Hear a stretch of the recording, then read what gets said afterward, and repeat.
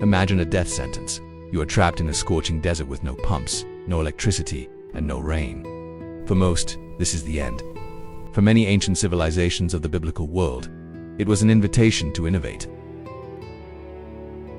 Today, we're unmasking a forgotten truth.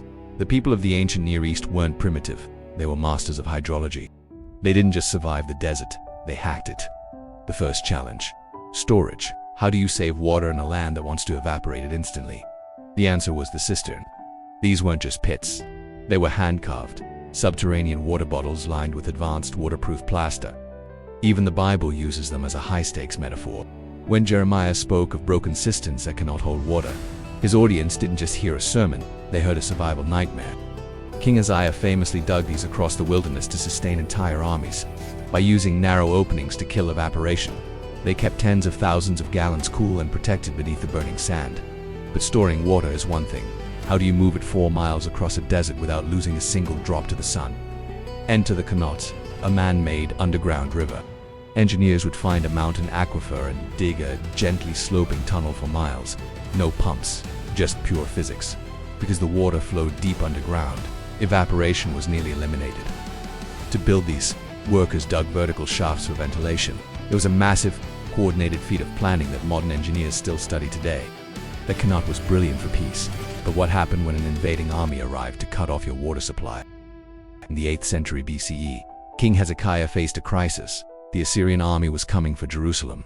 Their only water source, the Gihon Spring, sat outside the city walls. Hezekiah ordered an audacious Hail Mary.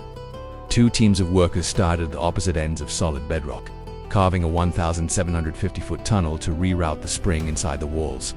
Without GPS or modern sensors, they met in the middle, an extraordinary achievement given the tools of the time. We know this because an inscription found inside describes the moment they heard each other's pickaxes through the stone. 2,700 years later, that water is still flowing. You can still walk through it. But they didn't just drink water. They used it to feed nations. On steep hills, they used terracing, cutting steps into mountains to slow down rain, turning erosion into irrigation. Even more insane, the Nabateans at Petra, in a hyper-arid desert, they farmed the flood. They built conduits to catch rare violent flash floods and channel them into fields. They turned a destructive force of nature into orchards and vineyards. They were literally farming the impossible. When we digitally reconstruct these systems, we see a stunning level of sustainability achieved centuries before the word existed. These engineers didn't have satellite imagery. They had an intimate, boots-on-the-ground knowledge of geology and physics. They proved that a harsh environment isn't a barrier, it's a catalyst. They carved rivers through stone and life out of the wasteland. If you want to see more hidden genius from the ancient world, hit that subscribe button and join us as we uncover the secrets of history. Thanks for watching.